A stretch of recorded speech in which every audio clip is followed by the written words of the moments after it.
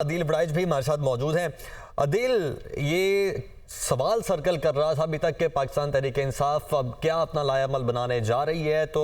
Almost इसका हम कह सकते हैं कि क्या जवाब मिल गया, चूँकि अभी की जो अपडेट्स हैं, जिस तरह वकार भी हमारे साथ शेयर कर रहे हैं और तर्जुमान तहरीक इंसाफ ने भी बताया, केपी में जमात इस्लामी को ज्वाइन किया जाएगा, यानी कि जितने भी केपी के आज़ाद उम्मीदवार हैं वो जमात इस्लामी का हिस्सा बन जाएंगे और मरकज़ और पंजाब में मजलिस वहदतुल मुस्लिमीन पार्टी को ज्वाइन किया जाएगा। जी बिल्कुल, देखें पंजाब की सिचुएशन जरा डिफरेंट हो गई है।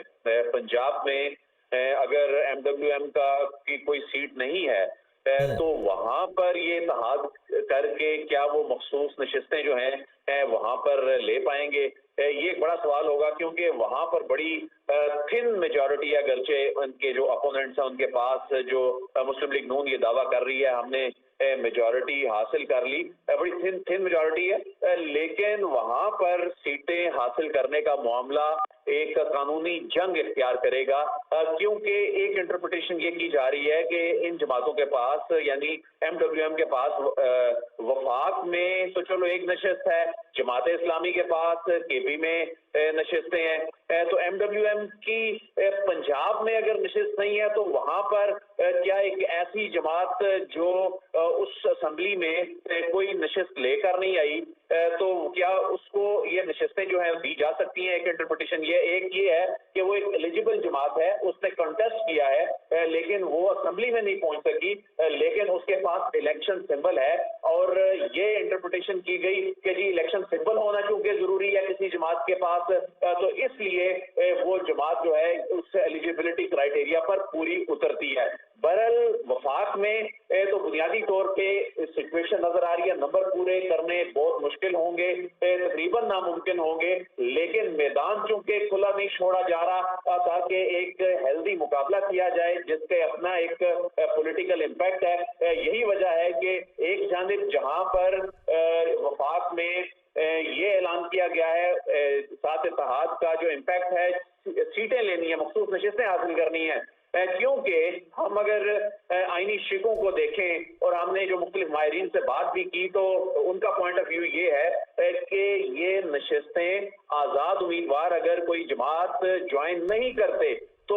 वो नशिस्तें फिर उनमें तकसीम होंगी जो जमातें उस वक्त पार्लियामान के अंदर मौजूद हैं, कौमी असम्बली के अंदर मौजूद हैं, तो फिर वो उन पर जो कोटा है फिर वो तकसीम हो जाएगा। तो फिर पूरी लेकिन यहाँ पर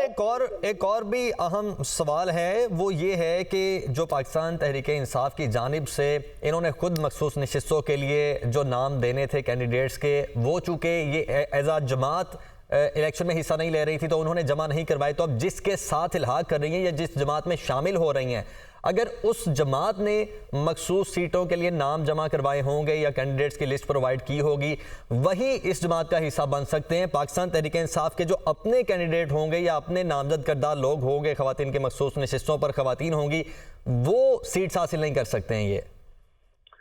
जी उन्होंने इसीलिए इन तमाम चीजों को देखते हुए ये फैसला किया। जो एमडब्ल्यूएम की जानिब से जिस तरह वकार भी बता रहे थे कि वो बहुत कम तादाद में नाम जो हैं, एक या दो नाम इस तरह से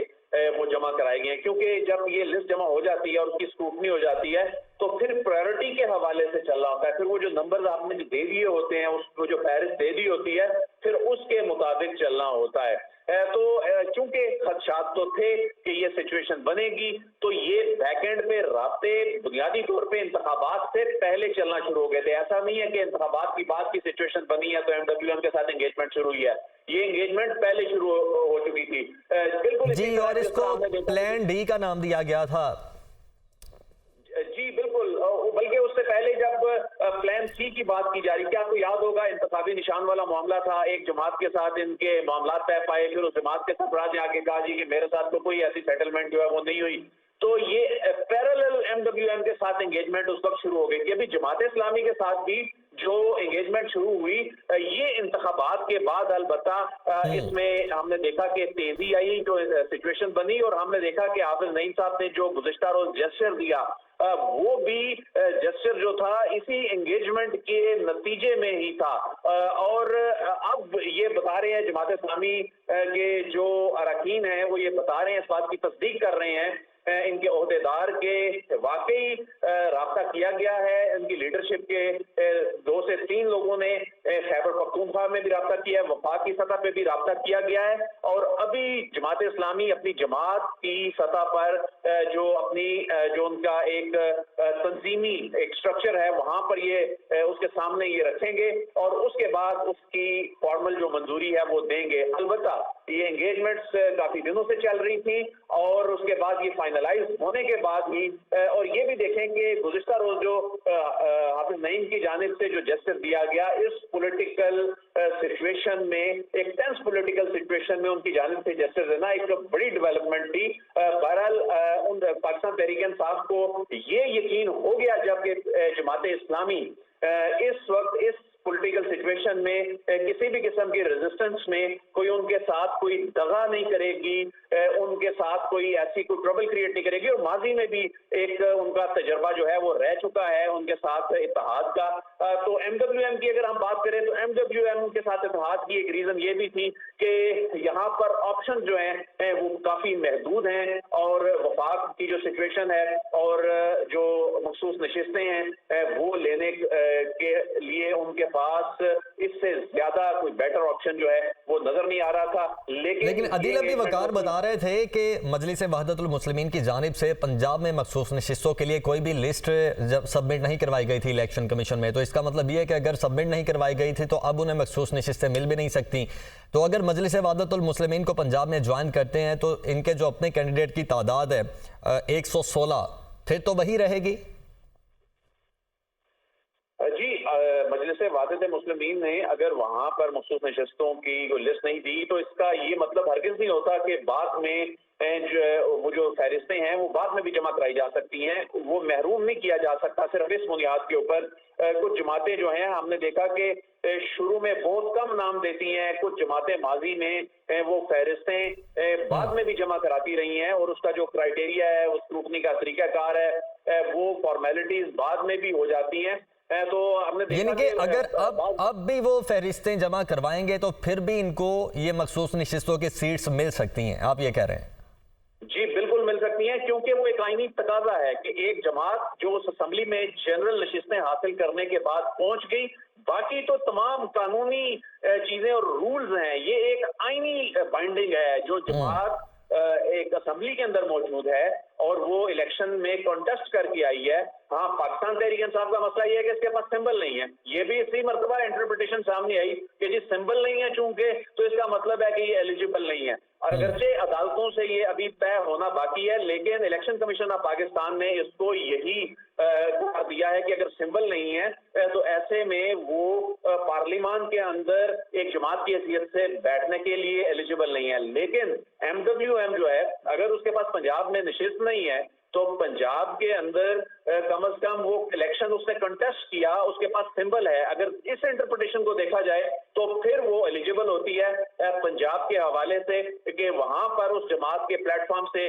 जो नाम दिए जाएं उनको मखसूस नशिस्तें दी जाएं, क्योंकि मखसूस नशिस्तें जो है असेंबली में बैठी हुई जमातें जो जनरल सीटें ले आती हैं उसके मुताबिक तकसीम होनी है। तो ऐसे में इन्हें महरूम नहीं किया जा सकता उन मखसूस नशिस्तों से। ठीक है, अच्छा, और साथ ही दिल चलें अगर हम ये कह भी देते हैं कि पाकिस्तान तहरीक इंसाफ के जो आज़ाद कैंडिडेट हैं वो एमडब्ल्यूएम के साथ पंजाब में भी इल्हाक कर लेते हैं, उनकी पार्टी को ज्वाइन कर लेते हैं, तो यहाँ पर भी फिर वो अपोजिशन में ही बैठ पाएंगे, सिर्फ केपी में उनकी हुकूमत होगी।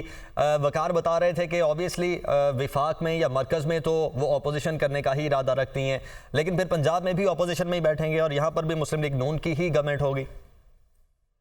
मरकज में भी सिचुएशन बड़ी दिलचस्प बनती नजर आ रही है। मरकज में पाकिस्तान पीपल्स पार्टी ये कह रही है कि हम वोट पीएमएलएन को दे देंगे लेकिन हम अपोजिशन बेंचेस में जाके बैठेंगे, जो उनका एक स्टांस दिया, जो उनके पीसी इजलास में बहुत ज्यादा डिस्कस भी हुआ। अरकान ने भी कहा पाकिस्तान पीपल्स पार्टी को यहाँ पर सिर्फ हुकूमत के लिए नहीं बल्कि अपोजिशन की जो बेंचेस हैं वहां पर भी सियासी लड़ाई पड़ने जा रही है, क्योंकि